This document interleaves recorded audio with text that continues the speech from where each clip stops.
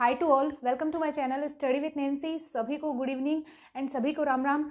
सो आज जो है वो हमारे जो चैनल जो आता है उसके ऊपर जो है वो एक मतलब कि जिला दर्शन की सीरीज जो थी वो तो चल ही रही थी, लेकिन इसके साथ में जो है वो जिला दर्शन पढ़ते पढ़ते बोर हो जाते हैं ज़्यादातर बच्चे कि लगातार जो है हम जिला दर्शन ही पढ़े जा रहे हैं। तो अब जो है वो हम एक जो है वो सीरीज़ अलग से स्टार्ट करेंगे, यानी कि एक जो है वो शिक्षा मनोविज्ञान की सीरीज भी साथ साथ में स्टार्ट करेंगे, यानी कि साथ साथ में जिला दर्शन भी पढ़ेंगे और साथ साथ में जो है वो शिक्षा मनोविज्ञान भी पढ़ेंगे। तो शिक्षा मनोविज्ञान का फर्स्ट जो टॉपिक आता है शैक्षिक मनोविज्ञान, इसके बारे में आज हम डिस्कशन करेंगे, यानी कि शैक्षिक मनोविज्ञान के बारे में देखेंगे क्या क्या फैक्ट्स आते हैं, क्या क्या विशेषताएं आती हैं या क्या क्या जो बातें आती है वो शैक्षिक मनोविज्ञान में आती है। तो सबसे पहले अगर हम देखें तो शैक्षिक मनोविज्ञान के अर्थ, कार्य, ये जो अर्थ, क्षेत्र और कार्य जो होते हैं इन टॉपिकों के ऊपर डिस्कशन करेंगे। लेकिन उससे पहले हम देखेंगे कि जो शैक्षिक मनोविज्ञान जो होता है उसमें मनोविज्ञान जो था उसके बारे में हम अगली क्लास में डिस्कशन करेंगे, और शैक्षिक यानी कि शिक्षा के बारे में जो है वो हम पहले डिस्कशन करेंगे। अब हम देखेंगे, अब इन दोनों शब्दों को जो है वो हम एक एक करके देखेंगे, यानी कि पहले हम शैक्षिक शब्द को देखेंगे, ठीक है। तो शैक्षिक शब्द में हम शिक्षा की उत्पत्ति देखेंगे, यानी कि पहले जो है वो हम शिक्षा की उत्पत्ति के देखेंगे, यानी कि शिक्षा की उत्पत्ति कहाँ से हुई है। तो अगर हम देखें तो वेस्टर्न पॉलिटिकल थिंकर आते हैं, जैसे कि राजनीति जो होती है उसमें वेस्टर्न पॉलिटिकल थिंकर आते हैं, इंडियन पॉलिटिकल थिंकर आते हैं। उसी प्रकार से शिक्षा की उत्पत्ति को लेकर जो है वो एक तो भारतीय दृष्टिकोण आता है और एक पाश्चात्य दृष्टिकोण आता है, यानी कि दो दृष्टिकोण आते हैं शिक्षा की उत्पत्ति को लेकर। एक तो भारतीय दृष्टिकोण होता है और एक पाश्चात्य दृष्टिकोण आता है। तो भारतीय दृष्टिकोण क्या कहता है, तो हमारे भारत में जो है वो जितने भी शब्द लिए गए हैं, जितने भी चीजें आती हैं उनमें ज्यादातर हिस्सा जो है वो हमने संस्कृत से लिया है। तो हमने जो है ये शिक्षा की उत्पत्ति जो होती है वो संस्कृत भाषा के शब्द शिक्ष से हुई है, यानी कि ये जो पूरा बोर्ड पे मटेरियल लिखा हुआ है वो आपको मैं अच्छे से एक एक करके जो वो समझा दूंगी, आप जो है वो नोट कर लेना। और ये मतलब कि साइकोलॉजी मतलब मनोविज्ञान में मैं खुद कैसे नोट्स बनाती थी वैसे मैं जो ये बोर्ड पे बना के लेके आई हूँ चार्ट के रूप में, क्योंकि ये बहुत ज़्यादा जल्दी तरीके से याद हो जाएगा। कि थ्योरी तो आपको बहुत जगह मिल जाएंगी, बुक्स में भी बहुत ज़्यादा थ्योरी मिल जाएंगी, लेकिन उन बुक्स से जो है वो मैंने अच्छी अच्छी चीज़ें जो हमारे लिए इंपॉर्टेंट हो जाती है और हमें जो है वो एक चार्ट के रूप में याद हो जाए, ऐसी चीज़ें जो है वो मैं लेके आई हूँ। तो आप जो है वो ध्यान से देखो और इस तरीके से जो वो नोट्स बना लेना और याद हो जाएंगे आपके। नेक्स्ट आता है कि हम देखेंगे कि शिक्षा की उत्पत्ति संस्कृत भाषा के शब्द शिक्ष से हुई है।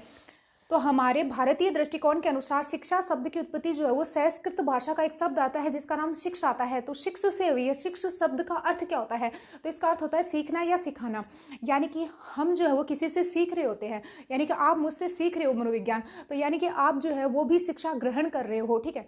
और मैं आपको जो सिखा रही हूँ तो मैं शिक्षा प्रदान कर रही हूँ। तो शिक्ष जो होता है वो सीखना व सिखाना, इसके दो अर्थ निकल सकते हैं, यानी कि सीखना भी होता है सिखाना भी होता है। तो ये जो हमने देख लिया भारतीय दृष्टिकोण के अनुसार। अब नेक्स्ट आता है पाश्चात्य दृष्टिकोण के अनुसार कैसे होता है। तो थोड़ा पाश्चात्य वाला दृष्टिकोण वाला जो है वो थोड़ा कंफ्यूजन करेगा, लेकिन नहीं करेगा, अच्छे तरीके से समझा देंगे आपको।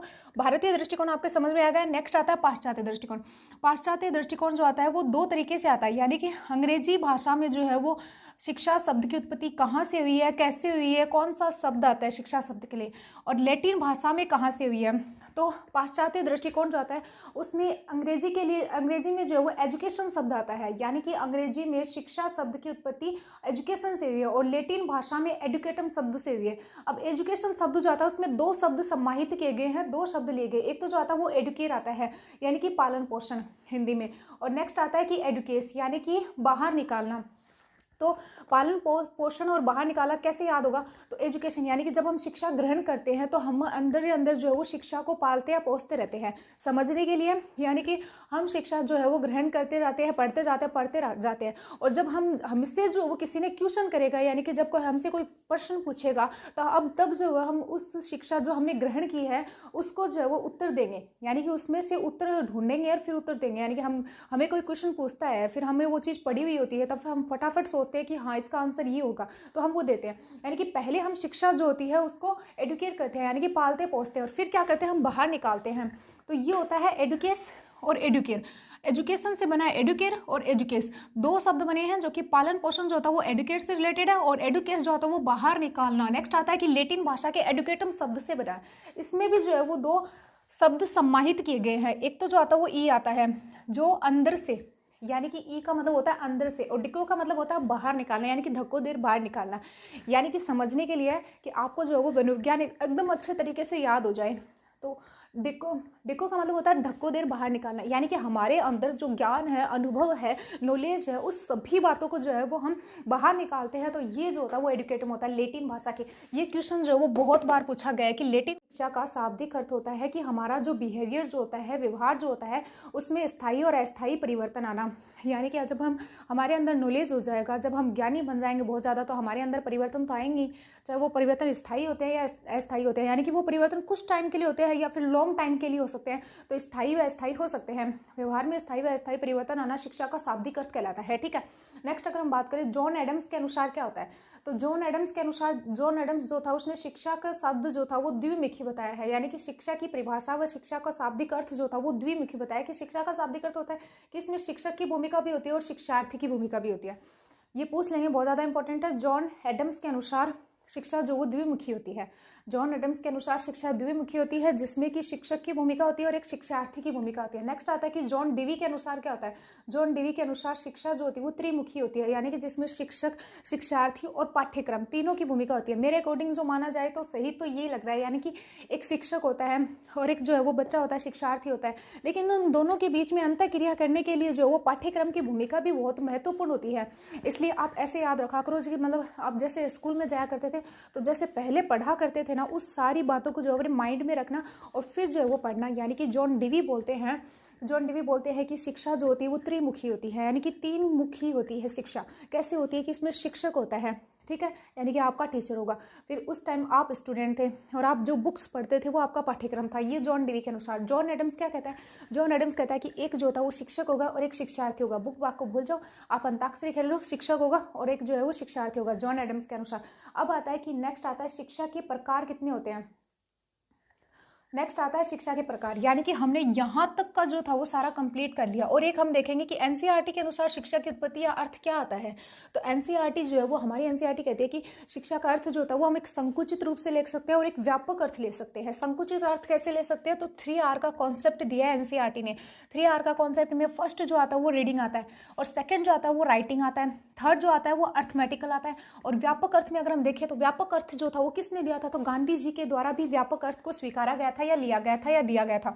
नेक्स्ट अगर हम बात करें कि इसमें जो वो 4H का जो वो कॉन्सेप्ट दिया गया है, जिसमें कि एक H का मतलब होगा हैंड और एक का मतलब होगा हैंड, यानी कि एक H का मतलब होगा हेड और एक का मतलब होगा हैंड और एक का मतलब होगा हेल्थ और एक का मतलब होगा हेकार्ट। ठीक है, ये जो है वो आपके लिए क्वेश्चन बन जाएंगे कि एनसीईआरटी के अनुसार शिक्षा शब्द की उत्पत्ति या जो होती है वो, शिक्षा शब्द की उत्पत्ति या उसका अर्थ जो होता है वो कितने प्रकार बताए हैं। तो एक तो संकुचित अर्थ हो सकता है या फिर व्यापक अर्थ हो सकता है। संकुचित अर्थ में जो वो 3R का कॉन्सेप्ट दिया है और व्यापक अर्थ में जो वो 4H का कॉन्सेप्ट दिया गया है। ये हमारा पूरा हो गया, यानी कि यहाँ से यहाँ तक का आपने पूरा पढ़ लिया। नेक्स्ट हम देखेंगे शिक्षा के प्रकार। तो शिक्षा के जो वो 3 प्रकार होते हैं, औपचारिक प्रकार, अनौपचारिक प्रकार और निरौपचारिक प्रकार। यानी कि ये जो है वो बहुत ही ज़्यादा डिफिकल्ट लगते हैं सब, मतलब ऐसे कि बुक में पढ़ोगे तो पता नहीं क्या लगेगा आपको, लेकिन मैं जो आपके लिए शॉर्ट तरीके से लाई हूँ ताकि आपको बहुत जल्दी समझ में आ जाएगा। तो शिक्षा के प्रकार जो होते हैं वो 3 होते हैं, औपचारिक शिक्षा, अनौपचारिक शिक्षा और निरौपचारिक शिक्षा।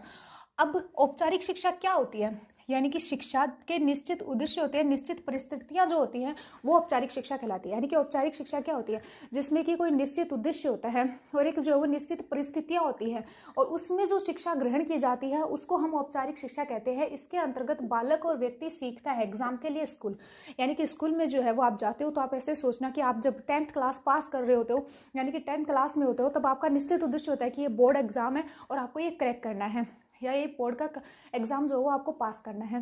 क्योंकि मैं तो खुद ऐसे ही याद करती हूँ, अब आपको जो है वो वैसे ही मैं याद करवाऊंगी। अगर अच्छा लगे तो वीडियो को लाइक, शेयर और सब्सक्राइब जरूर कर देना, अगर नहीं लगे तो मत करना, कोई प्रॉब्लम नहीं है। तो इसमें क्या होता है कि हमारा निश्चित उद्देश्य है कि हमें क्या करना है, 10वीं क्लास के बोर्ड में अच्छे नंबर लेके आने हैं और निश्चित परिस्थितियां, यानी कि हमारे टीचर और हम सब मिलकर जो ऐसी परिस्थितियां बना रहे हैं कि ताकि हमारा जो एम जो है वो पूरा हो जाए। तो औपचारिक का मतलब क्या होता है, इसमें निश्चित जो है वो उद्देश्य होता है और निश्चित परिस्थितियां होती हैं। ये सभी बातें जो आ जाती है वो औपचारिक शिक्षा ग्रहण करने के लिए इंपॉर्टेंट मानी जाती है। इसके अंतर्गत बालक और व्यक्ति सीखते हैं। इसके अंतर्गत क्या होता है कि बालक हो या फिर हम टीचर्स हो, यानी कि इसमें, यानी कि ये मैं पढ़ रही हूँ तो मैं खुद भी सीख रही हूँ और आपको भी सिखा रही हूँ, तो इसमें बालक और व्यक्ति जो होता है वो सीखता है। सच में सीख रहे हुए हैं, यानी कि अंतर्गत बालक और व्यक्ति सीखता है। इसके अंतर्गत क्या होता है कि बालक और व्यक्ति जो होता है वो सीखता जाता है। जैसे एग्जाम्पल के लिए हमारी स्कूल्स में क्या कहते हैं कि हमें सिस्टमेटिक तरीके से हमारा पूरा पाठ्यक्रम होता है, उस पाठ्यक्रम को हमें कंप्लीट करना होता है, हमारे पास टारगेट होते हैं, हमारे पास जो है वो कंपटीशन होता है एक स्टूडेंट दूसरे स्टूडेंट के बीच में। तो हम क्या करते हैं, ये औपचारिक शिक्षा होती है जिसमें निश्चित उद्देश्य होते हैं, निश्चित परिस्थितियाँ होती है। नेक्स्ट आता है अनौपचारिक शिक्षा, जिसमें शिक्षा शिक्षा होती है जिसमें कि बालक और अध्यापक जो होते हैं वो आमने सामने नहीं होते हैं और वो कोई अंतःक्रिया नहीं कर रहे होते हैं, यानी कि अंतःक्रिया नहीं होती है, उनके बीच में केवल अमूर्त शिक्षा होती है। ये जो होता है वो प्रत्यक्ष और अप्रत्यक्ष शिक्षा होती है। तो ये सामान्य शिक्षा में आती है, प्रत्यक्ष और अप्रत्यक्ष। ये आपसे पूछ लेंगे सामान्य शिक्षा में शिक्षा के कितने प्रकार होते हैं, प्रत्यक्ष शिक्षा होती है, अप्रत्यक्ष शिक्षा होती है। अध्यापक और बालक जो होते हैं वो आमने सामने अंतःक्रिया कर रहे होते हैं, आमने सामने बैठे रहते हैं, लेकिन जो अप्रत्यक्ष शिक्षा जो होती है उसमें ए लग जाएगा, इसका मतलब समझ लो ना तो अंतःक्रिया होगी, ना ही जो है वो आमने सामने बैठे रहेंगे, और ये जो है वो एक अमृत प्रक्रिया होती है। भारतीय अनुसंधान परिषद के अनुसार 2 प्रकार की शिक्षा होती है। अब भारतीय अनुसंधान परिषद जो आता है वो 2 प्रकार की शिक्षा बताता है। भारतीय अनुसंधान परिषद 2 प्रकार की शिक्षा बताता है। पहली आती है सामान्य शिक्षा और एक आती है विशिष्ट शिक्षा।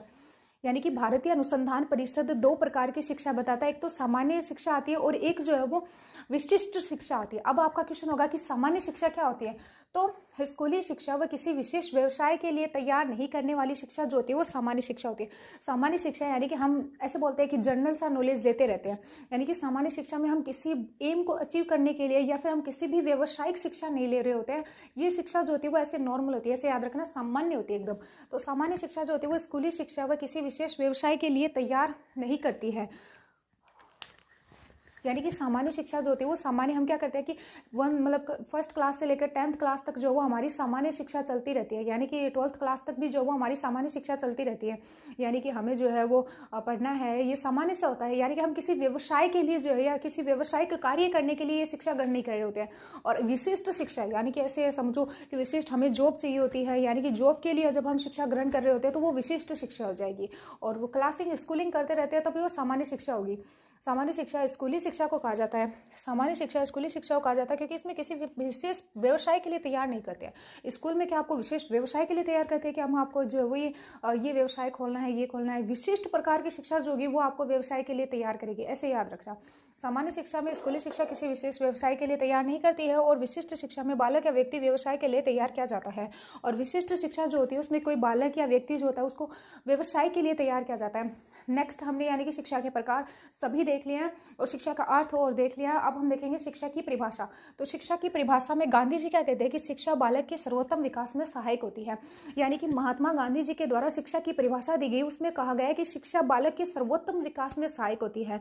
सर्वोत्तम मतलब मानसिक शारीरिक विकास में जो है वो शिक्षा सहायक होती है। महात्मा गांधी जी के द्वारा बुनियादी शिक्षा का सिद्धांत भी दिया गया है, यानी कि हमारे जो बच्चे जो होते हैं छोटे, उनकी बुनियाद को डेवलप करने के लिए महात्मा गांधी जी के द्वारा बुनियादी शिक्षा का एग्जाम्पल दिया गया था।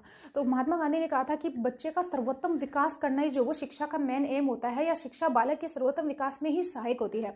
नेक्स्ट आता है कि पेस्टोली क्या कहते हैं, पेस्टोली क्या कहते हैं, यानी कि नेक्स्ट आता है पेस्टोली क्या कहते हैं, शिक्षा बालक की जन्मजात शक्तियों को स्वाभाविक और विरोधहीन प्रगतिशील विकास है।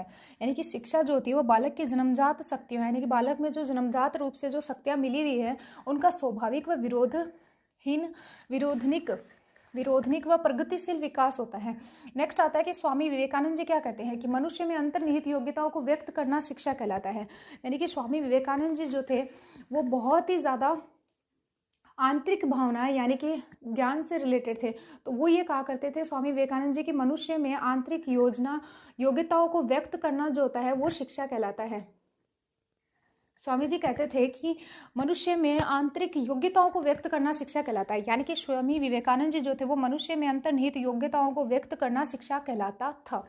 स्वामी विवेकानंद जी के अनुसार यानी कि मनुष्य जो होता है उसमें कुछ अंतर्निहित योग्यताएं होती हैं, उनको वो जब बाहर अभिव्यक्त करता है या व्यक्त करता है तो उसको हम शिक्षा कह सकते हैं। ब्राउन के अनुसार शिक्षा वह प्रक्रिया जिसके द्वारा बालक के व्यवहार में परिवर्तन किया जा सकता है। यानी कि ब्राउन महोदय क्या कहते हैं कि शिक्षा वह प्रक्रिया जिसके द्वारा बालक के व्यवहार में परिवर्तन किया जा सकता है। अब ब्राउन कहते हैं कि शिक्षा वह प्रक्रिया है जिसके द्वारा बालक के व्यवहार में परिवर्तन किया जा सकता है। डगलस व हॉलैंड के अनुसार शिक्षा शब्द का प्रयोग सभी परिवर्तनों को व्यक्त करने के लिए किया जा सकता है जो व्यक्ति के जीवन काल में होते हैं। यानी कि डगलस व हॉलैंड क्या कहते हैं कि शिक्षा शब्द जो आता है इसका प्रयोग सभी परिवर्तनों को व्यक्त करने के लिए किया जा सकता है जो कि व्यक्ति के जीवन काल में होते हैं। नेक्स्ट आता है कि डमविल के अनुसार जो शिक्षा के व्यापक अर्थ में वे सब प्रभाव आ जाते हैं जो बालक को जन्म से लेकर मृत्यु तक प्रभावित करते हैं। यानी कि बालक को जन्म से लेकर मृत्यु तक प्रभावित करने वाली बात जो है किसने कही है, तो डमविल ने कही है। ये जो आते हैं वो आपके लिए बहुत ज़्यादा इंपॉर्टेंट आ जाते हैं, तो आप जो है वो ऐसे ही नोट्स बना लिया करो। और ऐसे जो है वो अगर क्लास अच्छी लगी है तो वीडियो को लाइक शेयर और सब्सक्राइब जरूर कर दे। Thank you and bye.